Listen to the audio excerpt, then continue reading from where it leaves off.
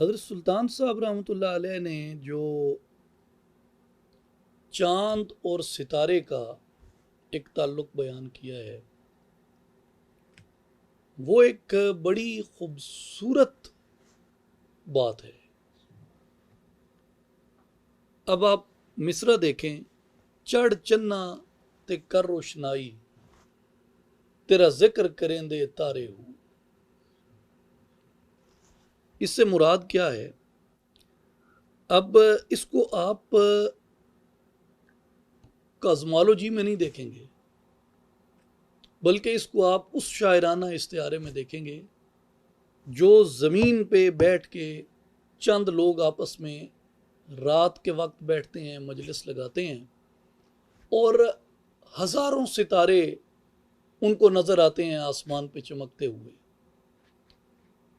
اب ہمارا جو کانسیپٹ ہے وہ یہ ہے کہ جتنے ستارے آپ کو نظر آئیں، لیکن جب تک چاند نکلا ہوا نہ ہو، زمین پہ بیٹھے ہوئے آپ کو دنیا یا آسمان بے رونق نظر آتی ہے۔ یعنی آپ کا جی چاہتا ہے کہ چاند بھی آئے ان ستاروں کے درمیان۔ اور یہ اس طرح اس کو اور بھی کئی زبانوں میں، عربی میں بھی یہ استعمال کی گئی ہے بات، فارسی میں، اردو میں، جا بجا یہ ملتی ہیں آپ کو چیزیں، کہ وہ یہ کہتے ہیں کہ جو رونق محفل ہے وہ چاند ہے، اور ستارے جو ہیں وہ اس کے ہم مجلس ہوتے ہیں۔ تو اس کا معنی ان کے حجم یا ان کے سائز پہ نہیں ہے، بلکہ زمین سے جو ویو نظر آتا ہے یہ اس ویو کی طرف ہے کہ باقی چھوٹے چھوٹے ہزاروں ستارے ہیں لیکن چاند ان میں سب سے نمایاں نظر آتا ہے۔ آپ اب یہ کہتے ہیں کہ چڑھ چنا تے کر روشنائی، تیرا ذکر کریں دے تارے ہوں۔ چاند کون ہے اور ستارے کون ہیں؟ آپ فرماتے ہیں کہ جو چاند ہے، اب یہ بات بڑی سمجھنے کی ہے، یہ پورا بیت یعنی چڑھ چنا تے کر روشنائی سے لے کے تاڑی مار اڑاؤ نہ باہو پسا آپ پہ اڈن ہارے ہو، یہ شروع سے آخر تک پورا بیت روح کی داستان ہے، روح کی پکار ہے۔ آپ یہ فرماتے ہیں کہ روح عالم ارواح میں جہاں رہی ہے، اسے اللہ تعالیٰ کا قرب میسر رہا ہے، اور اس نے اللہ تعالیٰ کے انوار و تجلیات کا مشاہدہ کیا ہے عالم ارواح کے اندر۔ اب روح جب یہاں اس دنیا میں آتی ہے تو روح اس نور سے اس قید خانے کے اندر آ جاتی ہے۔ اب یہاں اس قید خانے کے اندر جب وہ آتی ہے تو یہ تو دنیا ہے، وہ علوی روحانی لطیف، یہ مادی سفلی کثیف، یہاں جو کثافت ہے اس کے اندر حجابات ہیں۔ ان حجابات کی وجہ سے اور دنیا کی طرف رغبت کی وجہ سے، اللہ پاک کی طرف بے رغبتی کی وجہ سے روح کو وہ انوار نظر نہیں آتے، تو روح اس ساری دنیا کی ہجوم کے اندر اپنے آپ کو اکیلا اور تنہا محسوس کرتی ہے۔ یہاں پہ روح یہ کہتی ہے کہ اے میرے چاند جس کی محفل کا میں ستارہ تھا، اے میرے چاند جس کی محفل کا میں ستارہ تھا۔ مراد کیا ہے کہ وہ انوار و تجلیات ہماری محفل میں صدر محفل کی طرح تھے، اور ہم اس کے گرد منڈلاتے رہتے تھے، اس کا طواف کرتے رہتے تھے اس کے نور کا۔ اب وہ چاند میری نظروں سے اوجھل ہو گیا ہے، اے میرے چاند پھر نکل کہ میں تجھے دیکھوں اور مجھے قرار آ جائے۔ اے میرے چاند نکل، میں تجھے دیکھوں کہ مجھے قرار آ جائے۔ اب اگلی بات بڑی دردناک ہے۔ گلیاں دے وچ پھرن نمانے، لالاں دے ونجارے ہوں۔ اب گلیوں کے اندر وہ رلتے پھرتے ہیں گداگروں کی طرح جو کبھی لال و جواہر کے تاجر ہوا کرتے تھے۔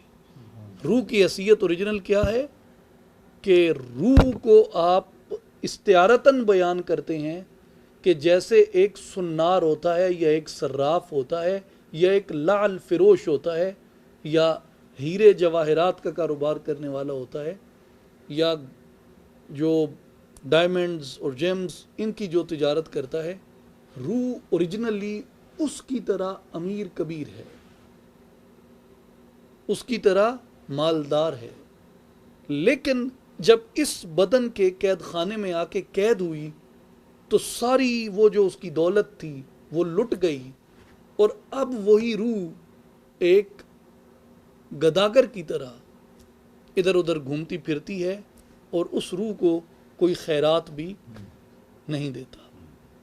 یہ بات آپ کو سمجھ آتی ہے، مجھے بھی سمجھ آئی جب میں نے اپنے مرشد پاک شہباز عارفاں حضرت سلطان سید محمد بہادر علی شاہ رحمۃ اللہ علیہ کا کلام پڑھا۔ آپ اس میں فرماتے ہیں، جناب علی استغاثہ سن اس نفس اخبس ازلم دا، غارت کرے خزانہ دل دا لال جواہر دم دا۔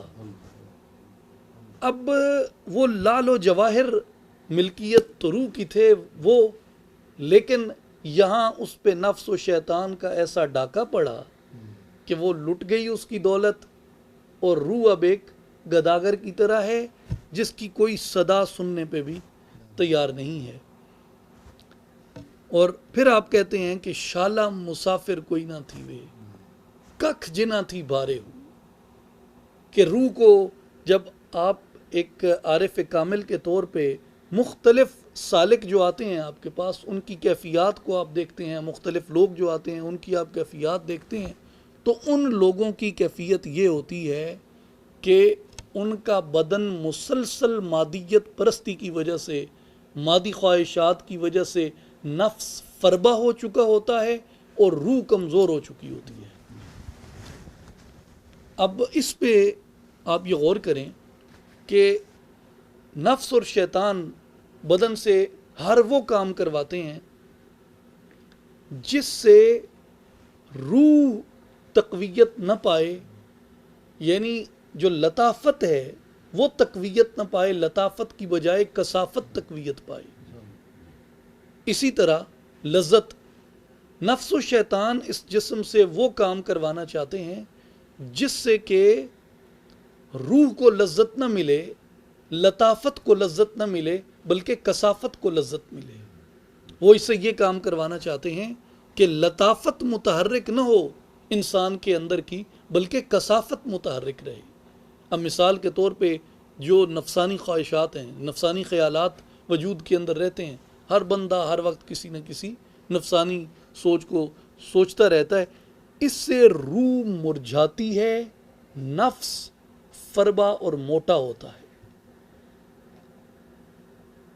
آپ فرماتے ہیں کہ بلکہ کئی اور صوفیات نے بھی اپنی نثر میں، نظم میں اس بات کو لکھا ہے کہ جو سالک ہے اس کی سب سے پہلی ذمہ داری یہ ہے کہ وہ شیطان اور نفس کے اس حربے کو سمجھے اور جسم سے وہ اعمال کروائے جن سے روح کو لذت ملے، جن سے روح کو تحرک ملے، جن سے روح کو قوت ملے، جن سے روح کو تقویت ملے، جن سے روح اپنے اصل کی طرف جائے۔ جیسے موسیٰ علیہ السلام کو حکم ہوا کہ ان کو اللہ کے دن یاد کراؤ، ایام اللہ یاد کراؤ ان کو، اور حضرت غوث پاک رضی اللہ تعالیٰ عنہ نے سر الاسرار میں فرمایا وہ اللہ کے دن ہیں کون سے؟ آپ فرماتے ہیں وہ اس کے وصال کے دن، جب روح اس کے پاس تھی۔ اب بدن جب جھوٹ بولے گا، کثافت کو تقویت ملے گی، روح کمزور ہوگی۔ بدن چغلی کھائے گا، کثافت کو تقویت ملے گی، روح کمزور ہوگی۔ ناانصافی ہوگی تو کثافت کو تقویت ملے گی، روح کمزور ہوگی۔ غفلت ہوگی تو کثافت کو تقویت ملے گی، روح کمزور ہوگی۔ اگر بندہ سچ بولے روح کو تقویت ملتی ہے، بندہ عدل کرے روح کو تقویت ملتی ہے، بندہ نفسانی خیالات چھوڑ کے اللہ کا خیال دل میں بسا لے، اس سے روح کو تقویت ملتی ہے۔ بندہ غفلت چھوڑ کے ذکر اپنا لے، سرکشی چھوڑ کے اطاعت اپنا لے، اس سے روح کو غذا ملتی ہے۔ یہ ہے روح کو اللہ کے دن یاد کرانا۔ اب ایک اس کی اور مثال ہے، قید خانے کی مثال ہے۔ قید خانے کی مثال یہ ہے کہ ایک آدمی 20 برس تک ایک کال کوٹھڑی میں قید رہا۔ کال کوٹھڑی میں وہ قید رہا، اور قید اس کی اس طرح تھی کہ اس کے علاقے کا کوئی بندہ نہ تھا، اس کی بولی بولنے والا، اس کی خوراک کھانے والا، یعنی ہر علاقے کی اپنی اپنی خوراک ہے۔ علاقے سے آپ جب بدلتے ہیں تو خوراک تبدیل ہو جاتی ہے۔ تو وہ جیسے وہ ایک خان صاحب آئے نا پنجاب کی طرف، تو انہوں نے دیکھا کہ کوئی پنجابی، خود بھی اس نے دال کھائی تو خان صاحب کو بھی اس نے دال کھلائی۔ دال کھا کے تو کہنے لگا شکر الحمدللہ۔ تو خان صاحب کہنے لگے ماڑا ہم تو دال کھا کے شکر نہیں کرتے، تبھی اللہ تعالیٰ ہم کو پہاڑوں میں بھی دمبا پہنچاتا ہے۔ توکل کی بات ہے نا۔ تو اسی طرح ہر علاقے کی اپنی خوراک ہے۔ اب وہاں اس کے علاقے کی خوراک نہیں ہے، اس کے علاقے کی بولی نہیں بولی جاتی، اس کے مذہب کے لوگ نہیں ہیں۔ 20 سال تک وہ کسی اپنی رنگ و نسل کے، اپنی جسامت کے، اپنی وضاقتہ کے، اپنی بولی کے آدمی سے نہیں ملا۔ اب وہ مایوس ہے، 20 سال سے وہ امید ہی ہار چکا ہے کہ بھائی میں کبھی یہاں سے نکلوں گا یا میری کبھی کسی سے ملاقات ہوگی۔ اچانک ایک دن وہ سو کے اٹھتا ہے اپنی کوٹھڑی میں، اور اس کے کانوں میں کوٹھڑی کے باہر جو راہداری ہے وہاں سے اس کے علاقے کے کسی بندے کی آواز آ رہی ہے جو اس کی زبان میں بات کر رہا ہے۔ 20 سال بعد یکدم اس کو اپنی کوٹھڑی میں، قید خانے میں، اپنے علاقے کی بولی سنائی دیتی ہے۔ آپ مجھے بتائیں اس قیدی کی خوشی کا کیا عالم ہوگا اس وقت؟ وہ تڑپ جائے گا، وہ بے قرار ہوگا، وہ مضطرب ہو جائے گا، وہ خوش ہو جائے گا، وہ بے چین ہو جائے گا۔ اس کی ٹوٹی ہوئی امیدیں ایک بار پھر جڑنے لگیں گی، مایوسی کے اندھیرے چھٹنے لگیں گے، اور اس کے اندر امید کی ایک اور کرن روشن ہو جائے گی۔ اب یہ کیا ہے؟ اس نے اپنے علاقے کی بولی سنی، بولی سننے کا یہ اثر ہوا کہ اس کی امیدیں واپس آنے لگیں، مایوسی چھٹنے لگی، اندھیرا ختم ہونے لگا، اجالا اس کو نظر آنے لگا۔ یہی بات روح کی ہوتی ہے۔ جب روح اس بدن میں آتی ہے، برس ہا برس گزر جائیں، روح کے سامنے کوئی اللہ کا نام نہ لے، روح کے وطن کی بات نہ ہو، تو روح اس قیدی کی طرح اندر ہی اندر مرجھاتی رہتی ہے۔ لیکن جیسے اللہ کا ذکر ہوتا ہے، اللہ کی کلام پڑھی جاتی ہے، اللہ کی اطاعت کی جاتی ہے، اللہ کی دعوت دی جاتی ہے، وہ روح کو اس طرح لگتا ہے کہ اس کے وطن کی بات ہو رہی ہے، روح کے وطن کی بات ہو رہی ہے۔ اب حضرت سلطان صاحب رحمۃ اللہ علیہ نے یہ فرمایا کہ روح کا وطن یہ دنیا نہیں ہے، روح کا وطن وہ ہے۔ مثلاً آپ کا ایک اور بیت ہے، آپ فرماتے ہیں بن چلایا طرف زمین دے، بن چلایا طرف زمین دے، عرشوں فرش ٹکایا ہو، گھر تھی ملیا دیس نکالا، اسن لکھیا جھولی پایا ہو۔ اب کیا مراد ہے کہ عرش گھر ہے، عرش وطن ہے، عرش وطن ہے، شالا مسافر کوئی نہ تھی وے، ککھ جنا تھی بارے ہو۔ اس سے کیا مراد ہے؟ پردیس میں ہے نا۔ کون پردیس میں ہے؟ بدن پردیس میں نہیں ہے، روح پردیس میں ہے، روح پردیس میں ہے۔ روح کا وطن عرش ہے، گھر تھی ملیا دیس نکالا، روح کو یہاں بھیجا گیا نئے لباس میں، نئے روپ میں۔ گھر تھی ملیا دیس نکالا، اصل لکھیا جھولی پایا ہو، رونی دنیا نہ کر جھیڑا، ساڈا اگے جی گھبرایا ہو، اسیں پردیسی ساڈا وطن دراڈھا یا حضرت باہو، دم دم غم سمایا ہو، شالا مسافر کوئی نہ تھی وے، ککھ جنا تھی پارے ہو۔ یہ روح کی پکار ہے ساری۔ ایک اور مقام پہ آپ فرماتے ہیں الست بربکم، سنیا دل میرے، جند کالو بلا کو کہندی ہوں۔ الست بربکم، کیا میں تمہارا پالنہار ہوں؟ قالو بلا شہدنا، ہم گواہی دیتی ہیں کہ تو ہمارا پالنے والا ہے۔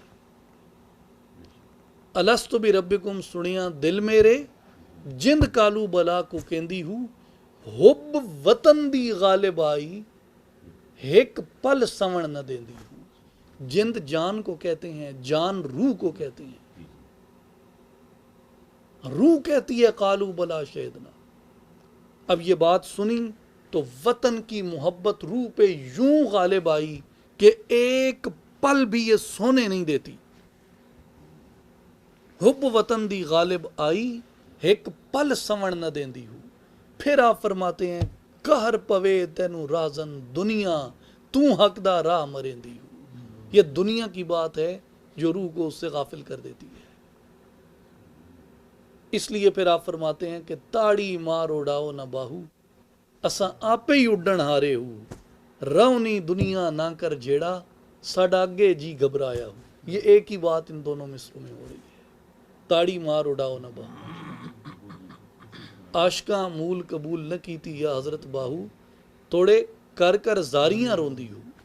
लेकिन इससे पहले जो आपने फरमाया है कि रौनी दुनिया ना कर जेड़ा साडा अगे जी घबराया हूँ असी परदेसी साडा वतन दुराढ़ा या हजरत बाहू दम दम गम समाया हूँ। तो ये रूह की दास्तान है। सालिक जो होता है जब आता है अपने सफ़र का आगाज़ करता है, मुर्शिद कामिल सबसे पहले उसके सामने ये तरजीह वाज़े करता है कि भाई दो ज़िंदगियाँ हैं, एक ज़िंदगी बदन के लिए है, एक ज़िंदगी रूह के लिए है। अगर तुझे कसाफत से मोहब्बत है तो जा बदन के लिए जी, अगर तुझे लताफत से मोहब्बत है तो रूह के लिए जी। याद रख कसाफत के तकाजे अलग होते हैं, लताफत के तकाजे अलग होते हैं।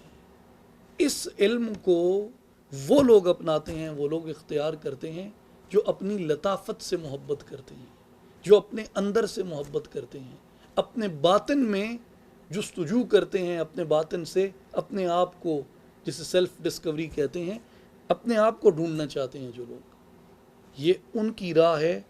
और ये जो उरफा का कलाम है, सूफिया का जो कलाम है, ये सारा इस तरफ बंदे की रहनुमाई करता है। और ये उन लोगों के लिए ठीक है, निदा ज़रूर है कि जो कसाफत के तालिब हैं, और इसमें कमाल ही ये है कि ये तो सब के लिए है। जो लताफत नहीं लेना चाहता, कसाफत में इसमें नगमगियत तो है ना, ज़ुबानदानी तो है ना, फैज़ उनको भी मिलता है। लेकिन असल में ये तरबियत का सिलेबस है उन लोगों के लिए जो लताफत की तलाश करते हैं।